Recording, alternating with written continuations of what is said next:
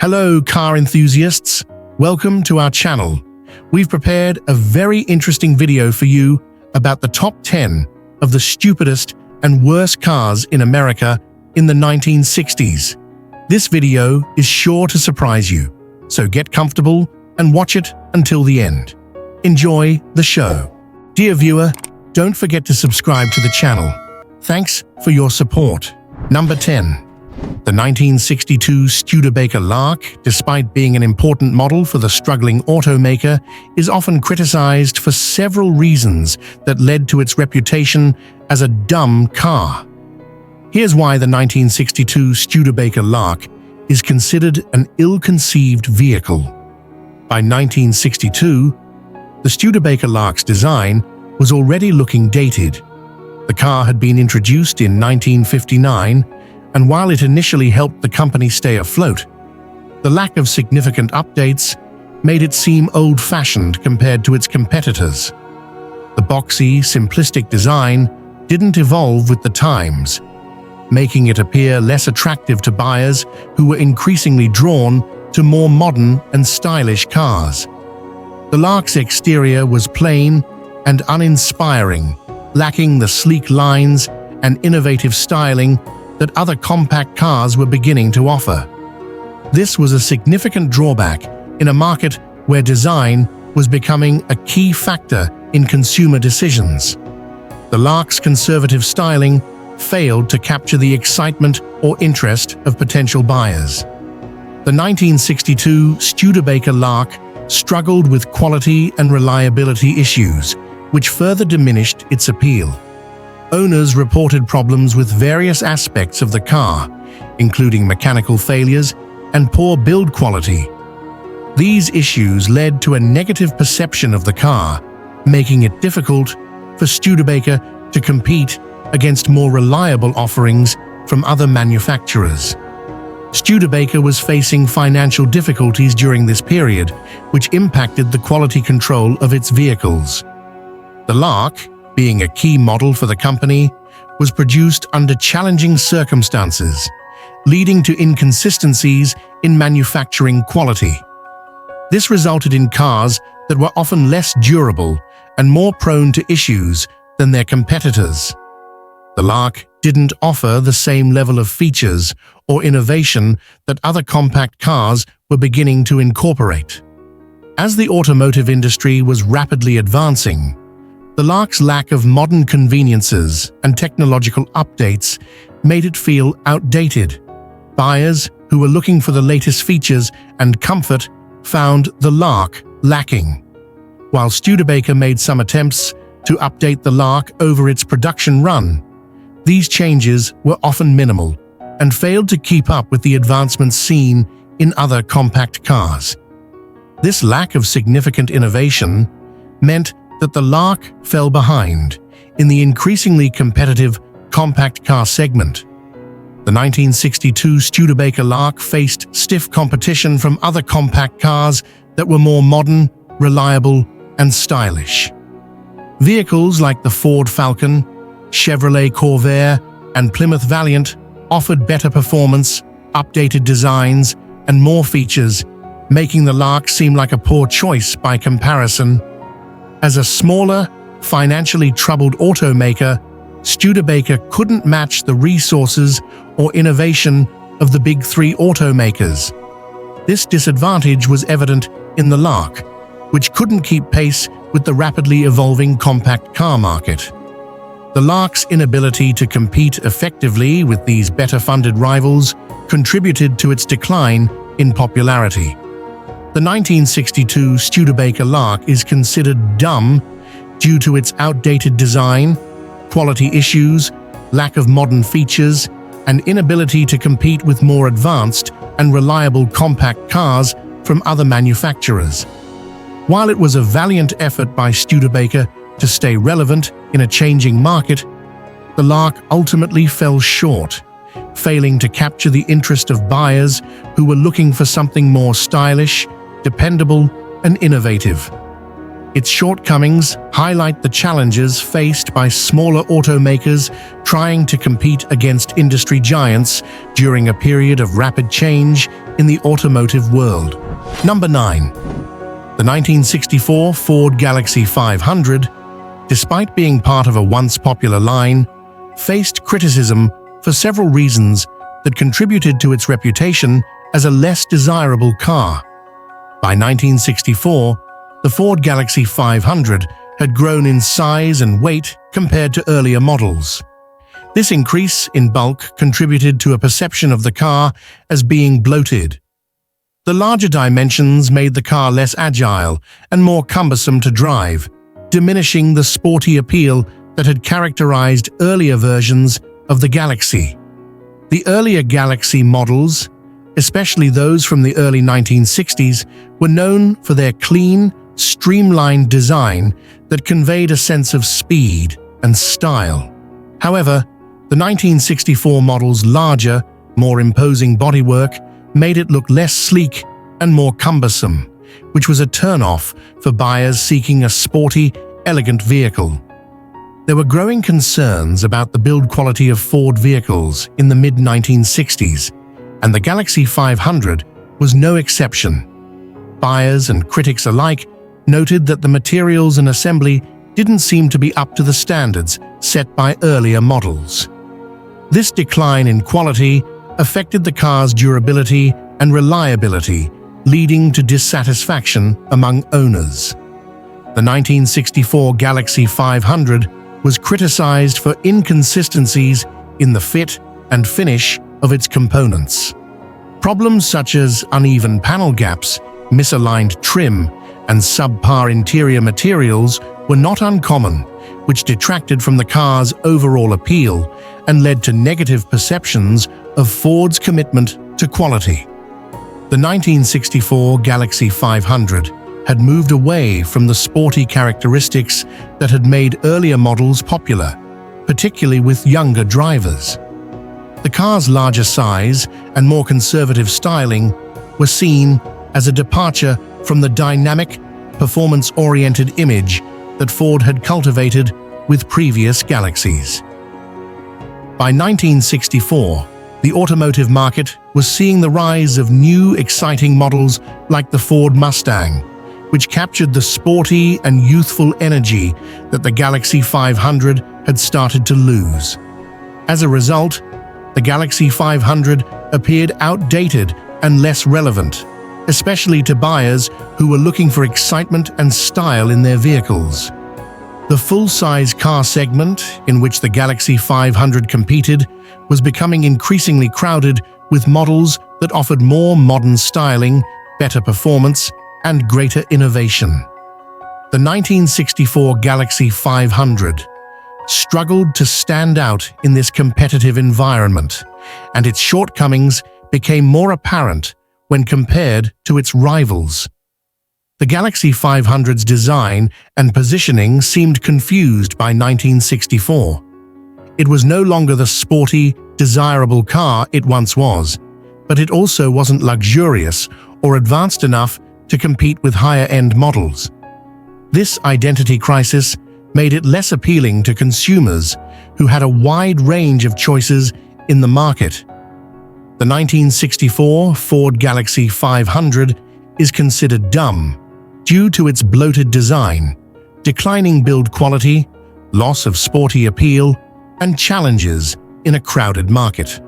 While it had been a popular and respected model in earlier years, the 1964 version failed to maintain the excitement and quality that had made the Galaxy 500 a success. Its larger, less agile design and perceived drop in build quality made it a less attractive option, especially as newer, more exciting models began to capture the attention of car buyers.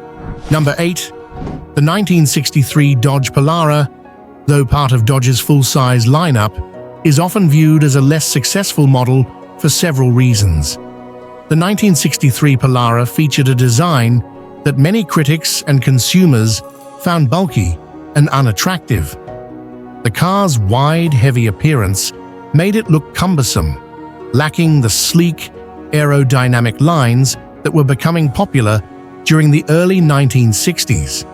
Its styling was seen as outdated and failed to resonate with buyers who were increasingly looking for cars that were not only practical but also visually appealing. The Polara's design suffered from awkward proportions, with a boxy body that didn't evoke the sporty or elegant aesthetics seen in competing models. The car's wide stance and large dimensions gave it a bloated appearance, which detracted from its overall appeal and made it less desirable compared to more stylish alternatives. While the Polara was available with a range of engines, including V8 options, its performance was generally seen as lackluster. The car's heavy weight diminished the effectiveness of its engines, leading to sluggish acceleration and less than impressive handling. It was neither quick nor nimble, which limited its appeal to those seeking a more engaging driving experience. The Polara's bulky design and weight contributed to poor handling characteristics. The car was often criticized for its lack of agility and responsiveness, making it less enjoyable to drive compared to lighter, more performance-oriented vehicles. This lack of driving excitement further alienated potential buyers. One of the biggest criticisms of the 1963 Polara was its lack of a clear identity. It was positioned as a full-size car, but it didn't excel in any particular area. It wasn't sporty enough to attract enthusiasts, nor was it luxurious enough to appeal to those looking for a high-end, comfortable ride. This left the Polara in a strange middle ground where it struggled to define its place in the market. The Polara was overshadowed by other models in Dodge's lineup, such as the Dart, which was more compact and sporty, and the higher-end Custom 880, which offered more luxury. The Polara's inability to distinguish itself in either category made it difficult for consumers to see its value, leading to lackluster sales. The full-size car market in the early 1960s was highly competitive, with many manufacturers offering models that were either more luxurious, more stylish, or better performing. The 1963 Polara faced stiff competition from vehicles like the Chevrolet Impala and Ford Galaxy, which offered better design, performance, and value. The Polara didn't bring anything new or innovative to the table, which was a significant disadvantage in a market where consumers were increasingly drawn to cars with advanced features, improved performance, and standout design. The Polara's conventional approach left it feeling outdated and uninspired compared to its rivals. The 1963 Dodge Polara is considered dumb due to its bulky design, lackluster performance, and failure to carve out a clear identity in a crowded market. Its uninspired styling and mediocre handling didn't offer the excitement or luxury that buyers were looking for, leaving it in a difficult position where it couldn't effectively compete with more appealing models. The Polara's inability to stand out as either a sporty or luxurious option ultimately led to its reputation as a car that was forgettable and underwhelming. Number 7. The 1964 Chevrolet Biscan was part of Chevrolet's full-size car lineup and represented their entry-level model. It was primarily designed to serve the needs of fleet buyers and those on a tight budget. The Biscan had a very simple and utilitarian design. It lacked the flashy chrome trim and decorative elements found on higher-end models like the Impala or Bel Air. Inside, the Biscan featured basic materials and minimalistic design. The dashboard was straightforward, with few controls and gauges, and the upholstery was practical rather than plush or stylish. The Biscan was offered with few options or upgrades. While this kept costs down, it also meant that buyers couldn't add features like air conditioning, power windows, or fancy interior trim. Standard features were limited to the essentials needed for transportation. For instance, the Biscan typically came with a basic AM radio, manual windows, and minimal sound insulation. The Biscan had a range of engine options, including lower-powered 6-cylinders and V8s. While functional, these engines were not designed for high performance or exciting driving dynamics. It was designed for comfort and durability rather than sporty handling or performance. This made it less appealing for those who valued driving excitement. The Biscan was commonly purchased by fleet operators such as taxi companies, government agencies, and businesses. Its low cost and durability made it ideal for high-mileage, high-usage scenarios. It was aimed at individuals who needed a reliable car without the added expense of luxury or convenience features. It was not designed to compete with more luxurious or feature-rich cars. In an era when cars were often seen as status symbols, the Biscan's no-frills nature could be perceived as a symbol of poverty or lack of sophistication. This perception might have contributed to its image as a less desirable option. In summary, the 1964 Chevrolet Biscan was a practical, no-frills car designed to meet basic transportation needs while keeping costs low. Its lack of style, features, and performance might make it seem less appealing to those who value these aspects in their vehicles. However, it fulfilled its purpose effectively for its intended market. Number 6. The 1968 AMC Ambassador ST was AMC's attempt to compete in the luxury car market, but it faced several criticisms that contributed to its reputation as a disappointing model.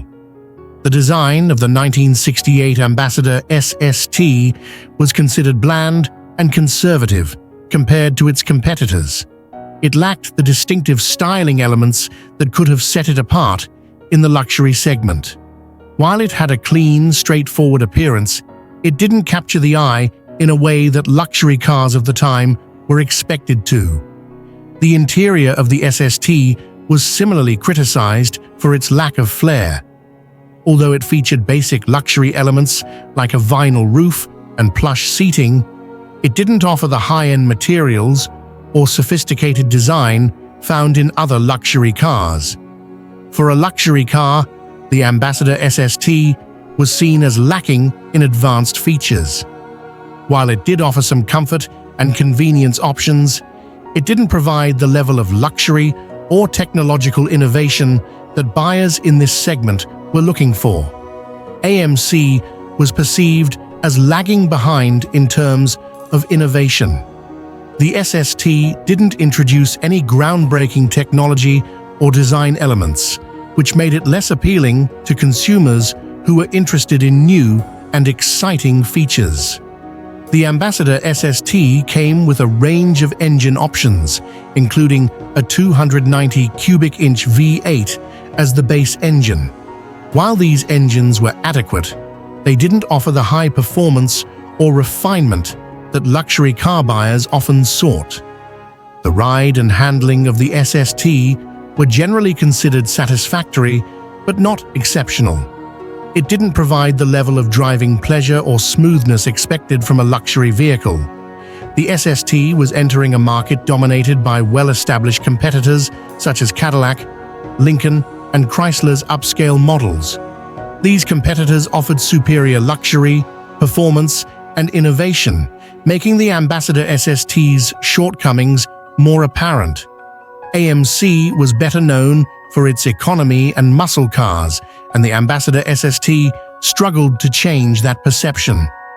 Its attempt to break into the luxury market didn't fully succeed, as it failed to match the expectations set by more established luxury brands. The SST struggled in the sales department compared to its rivals. Consumers who were looking for a luxury vehicle often found the SST lacking in both style and substance, leading to disappointing sales figures. Reviews and consumer feedback often pointed out that while the SST was a competent car, it didn't live up to the luxury expectations. The car's bland design and lack of innovative features were major factors in its perceived failure. In summary, the 1968 AMC Ambassador ST was AMC's foray into the luxury car market, but it faced significant challenges. Its bland design, lack of innovative features, and inability to compete with established luxury brands made it a disappointment for many buyers looking for a more compelling luxury vehicle. The 1969 Buick Skylock was part of Buick's mid-size lineup, but it faced several issues that contributed to its reputation as less desirable compared to its competitors. The 1969 Skylock had a classic American muscle car look, but it was somewhat conservative. Its design included a broad front grille, relatively simple body lines, and modest chrome trim. While it adhered to the typical design language of late 1960s Buicks, it lacked the bold styling of some of its competitors. For example, the Pontiac GTO and Chevrolet Chevelle SS featured more aggressive styling cues and sportier aesthetics. The interior of the Skylark was designed with comfort and functionality in mind. It featured a straightforward dashboard with a large speedometer and simple controls. Upholstery and materials were practical, with options for vinyl or cloth seats. While it offered sufficient comfort, it didn't provide the luxurious touches or high-end materials found in other premium models. The interior was more utilitarian compared to the more upscale interiors of competitors like the Cadillac Eldorado. The 1969 Skylark was available with a range of engine options. The base engine was a 250 cubic inch, 4.1-liter inline-six, which provided adequate power but was considered underwhelming for performance enthusiasts. Optional V8 engines included the 350 cubic inch 5.7-liter V8 and the 400 cubic inch 6.6-liter V8. While the larger V8s offered better performance, they still lagged behind some of the more powerful engines available in competing models. The Skylark came with a standard 3-speed manual transmission, with an optional 4-speed manual or a 3-speed automatic transmission. The automatic transmission was popular among buyers seeking a more relaxed driving experience. The Skylark's suspension was designed to provide a comfortable ride with front independent suspension and a rear live axle. While this setup offered a smooth driving experience, it was not as sporty or agile as the suspension systems found in performance-oriented competitors. The handling was adequate for everyday driving, but lacked the sharpness and responsiveness that performance enthusiasts desired. Buick positioned the Skylark as a mid-size car that balanced comfort, style, and performance. However, it was overshadowed by other mid-size models that offered more exciting performance or more advanced features. The Skylark was intended to be a practical choice for buyers seeking a reliable car with a touch of luxury, but it struggled to compete with more dynamic offerings. In 1969, the mid-size car market was competitive, with several notable models. The Chevrolet Chevelle SS, for instance, offered a range of powerful engine options and aggressive styling. The Pontiac GTO was renowned for its performance and distinctive design. The Ford Mustang, while more compact, was highly popular and offered a sporty driving experience. Compared to these competitors, the Skylark's conservative design and less powerful engine options made it a less appealing choice for many buyers. The Skylark's sales were decent, but not exceptional. The car's ability to attract buyers was limited by its perceived lack of excitement and innovation. It was seen as a competent but uninspired option in a market that was increasingly driven by performance and style. Automotive reviews of the 1969 Skylark often praised its comfort and reliability, but criticized its lack of excitement and performance. The car was considered a solid choice for buyers seeking a dependable mid-size vehicle, but it didn't stand out in a market that was becoming more performance-oriented and style-conscious. Today, the 1969 Skylock has a niche following among classic car enthusiasts. While it may not be as celebrated as some of its performance-oriented competitors, it remains a part of Buick's automotive history. Its collectors value it for its role in Buick's mid-size lineup and its classic late 1960s design. The Skylark is often viewed as a well-built but conservative model that was overshadowed by more innovative and exciting offerings. Its legacy is more about its role in Buick's history than as a standout performer in the muscle car or mid-size segments.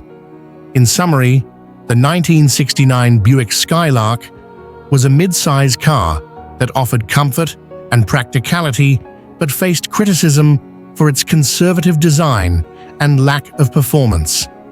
It struggled to compete with more dynamic and stylish competitors, which impacted its overall desirability and market success. The 1969 Dodge Super Bee was intended to be a budget-friendly muscle car, but it faced several criticisms that impacted its reputation and sales. The 1969 Super Bee was part of Dodge's lineup of muscle cars and was designed to offer high performance at a lower price. The car had a distinctive appearance, with a prominent Super Bee emblem and a functional hood scoop. However, its design was considered less refined compared to more premium muscle cars. It had a more utilitarian look, which, while aggressive, lacked the flair of some of its competitors. Inside, the Super Bee's interior was relatively basic. It featured standard bucket seats and a simple dashboard layout. While it was functional and sporty, it lacked the premium materials and advanced features found in more upscale muscle cars. The interior design was straightforward and did not offer the same level of comfort or style as some of its rivals. One of the main criticisms of the 1969 Super Bee was its weight. The car was relatively heavy, which affected its handling and performance. While it was designed to be a budget muscle car, the added weight diminished its agility and driving dynamics compared to lighter competitors. The Super Bee came with several engine options, including the 383 cubic inch V8 and the 440 cubic inch V8. While these engines provided decent power, they were not the most potent options available in the muscle car market. The Super Bee's performance, while respectable, did not match the top-tier muscle cars like the Plymouth Hemi Cuda or Chevrolet Chevelle SS454. The Super Bee faced some reliability concerns, particularly with its drivetrain and suspension components. The heavy weight combined with performance demands put stress on these parts, leading to potential issues and impacting the overall driving experience. The muscle car market in 1969 was highly competitive, with several standout models offering superior performance and styling. The Pontiac GTO Judge, Chevrolet Chevelle SS396, and Ford Mustang Mach-1 were all strong competitors, offering more power, better handling, and more refined designs. The Super Bee struggled to stand out against these rivals, which were often more popular among enthusiasts. Although the Super Bee was positioned as a budget muscle car, the trade-offs in terms of weight and refinement made it less appealing. Buyers who were looking for a high-performance muscle car often opted for models that offered better performance and a more exciting driving experience, even if it meant spending a bit more. The Super Bee's sales figures were somewhat disappointing. While it had a niche following, its issues with weight, handling, and refinement affected its broader appeal. It did not achieve the same level of popularity or success as some of its more highly regarded competitors. Reviews and consumer feedback often highlighted the Super B's lack of refinement and heavy weight as major drawbacks. While it was seen as a budget-friendly option, it was also seen as less exciting and well-rounded compared to other muscle cars of the era. The 1969 Super B is remembered as an ambitious attempt to offer a performance-oriented car at a lower price. While it has its enthusiasts, its shortcomings in terms of weight, handling, and overall refinement have impacted its legacy. It is often viewed as a less successful effort compared to more iconic muscle cars of the time. Today, the Super B has a following among classic car enthusiasts and collectors. It is appreciated for its unique place in muscle car history, but it is generally considered a less prominent example compared to some of its more celebrated counterparts. In summary, the 1969 Dodge Super B was intended to be an accessible muscle car with budget-friendly pricing, but it faced criticism for its heavy weight, lack of refinement, and inability to compete effectively with more powerful and better-designed rivals. Despite its distinctive styling and performance potential, it struggled to achieve the same level of success and recognition as other muscle cars of the era. The 1969 Pontiac Grand Prix was a personal luxury car that aimed to offer a blend of style and comfort.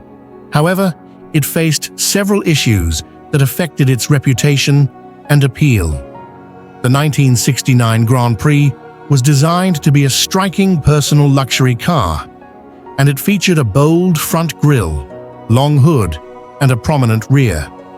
While it had a distinctive look with its wide stance and aggressive styling, its size and design were sometimes seen as excessive.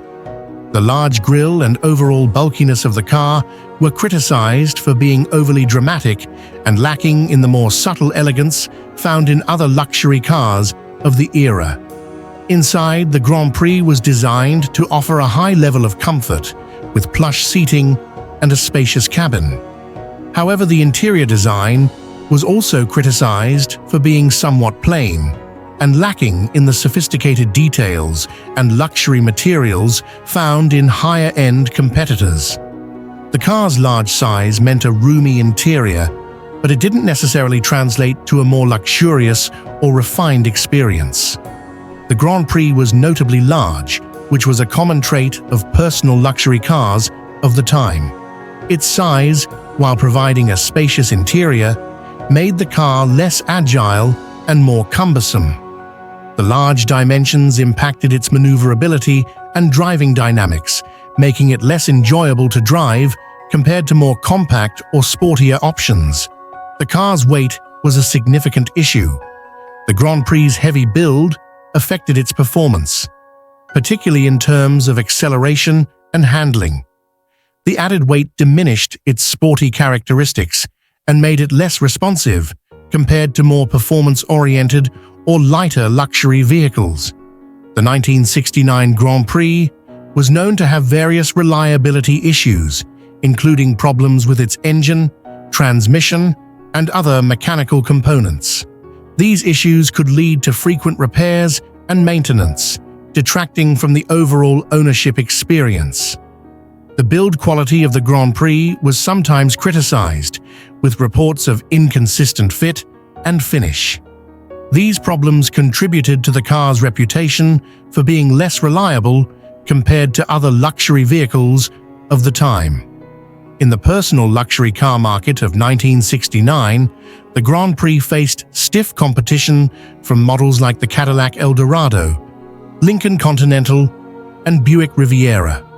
These competitors offered more refined luxury, better performance, and advanced features that the Grand Prix struggled to match.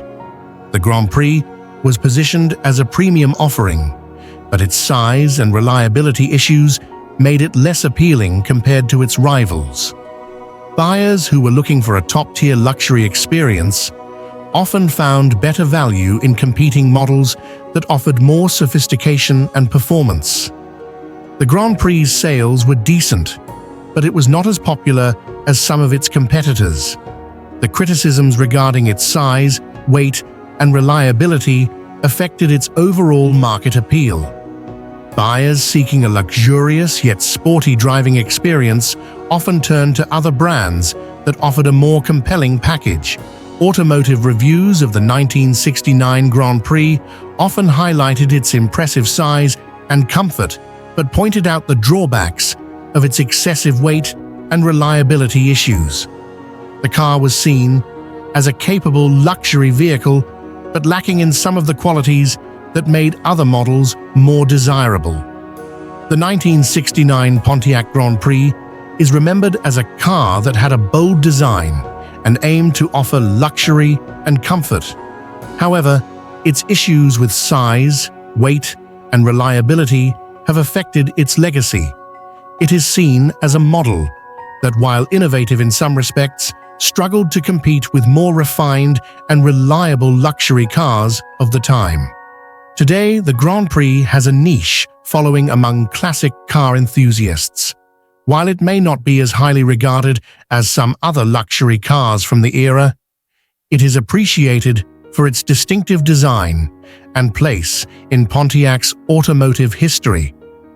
In summary, the 1969 Pontiac Grand Prix was a personal luxury car that faced several challenges.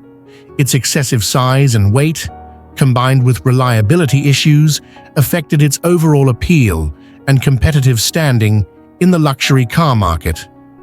While it offered comfort and style, it struggled to match the sophistication and performance of its rivals, impacting its reputation and legacy.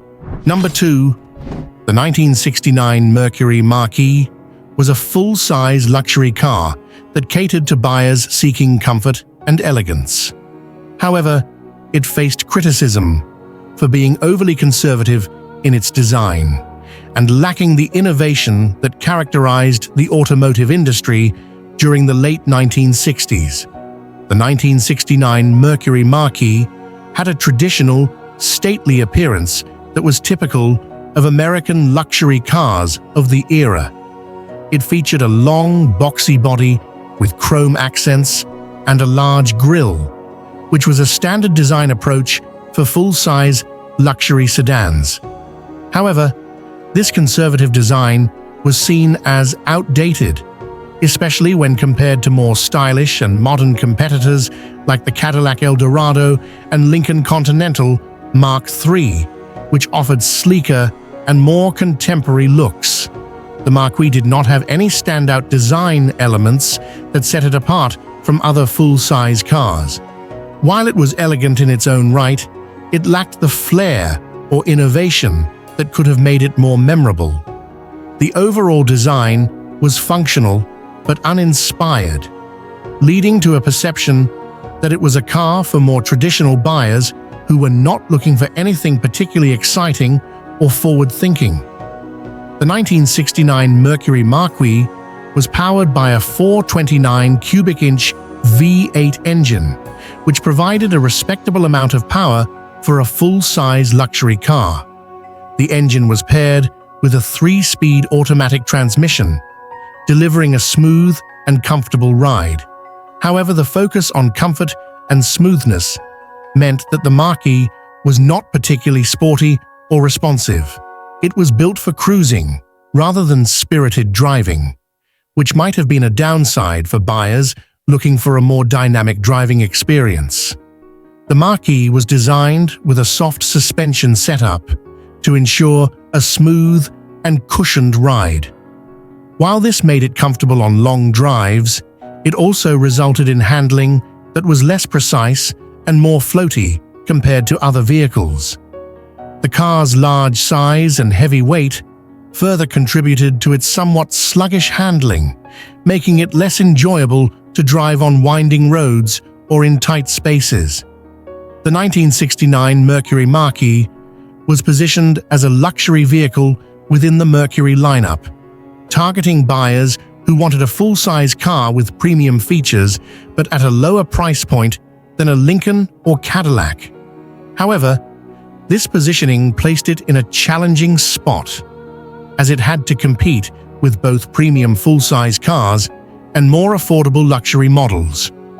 In the late 1960s, the luxury car market was evolving rapidly, with brands like Cadillac, Lincoln, and even Chrysler pushing the boundaries of design, technology, and performance. The Cadillac DeVille, for example, offered more advanced features and a more modern design, while the Lincoln Continental was known for its distinctive styling and innovative features like the center-opening suicide doors. Compared to these rivals, the Marquis seemed conservative and less innovative, which made it less appealing to buyers who were looking for cutting-edge luxury. The Mercury Marquee was not a top seller in the luxury car segment, in part because it did not offer anything particularly new or exciting. While it appealed to a segment of buyers who valued traditional luxury and comfort, it failed to attract younger buyers or those who were looking for a car with more modern features and styling. Automotive critics of the time often noted that the Marquis was a well-built and comfortable car, but lacked the innovation and excitement that were becoming increasingly important in the luxury car market. It was seen as a car that was stuck in the past, with a design and feature set that had not kept pace with the times. The 1969 Mercury Marquee is remembered as a solid but uninspiring, full-size luxury car. It represents an era when American luxury cars were often large, comfortable, and conservatively styled. However, its lack of innovation and distinctiveness means it is not as fondly remembered or as collectible as some of its contemporaries. Today, the 1969 Mercury Marquee has a modest following among classic car enthusiasts, primarily those who appreciate its traditional luxury and comfort. However, it is not as sought after as other cars from the same era, in part because of its conservative design and the availability of more exciting and innovative alternatives from the same period. Number 1. The 1963 Studebaker Avanti was one of the most unique and ambitious cars of its time, designed to reinvigorate the struggling Studebaker brand. While it was lauded for its bold design and innovative features, it ultimately fell short due to a range of issues that hindered its success. The Studebaker Avanti was designed by the legendary Raymond Loewy, one of the most influential industrial designers of the 20th century. The car featured a sleek, futuristic design with a low-slung profile, a long hood, and a distinctive grille-less front end. The Avanti's design was far ahead of its time, with smooth, aerodynamic lines that set it apart from anything else on the road in the early 1960s. One of the most innovative aspects of the Avanti was its fiberglass body, which was relatively uncommon in production cars at the time. The use of fiberglass allowed for the car's unique shape and reduced weight, contributing to its performance potential. However, the decision to use fiberglass also led to significant production challenges, as Studebaker lacked experience in mass-producing cars with this material.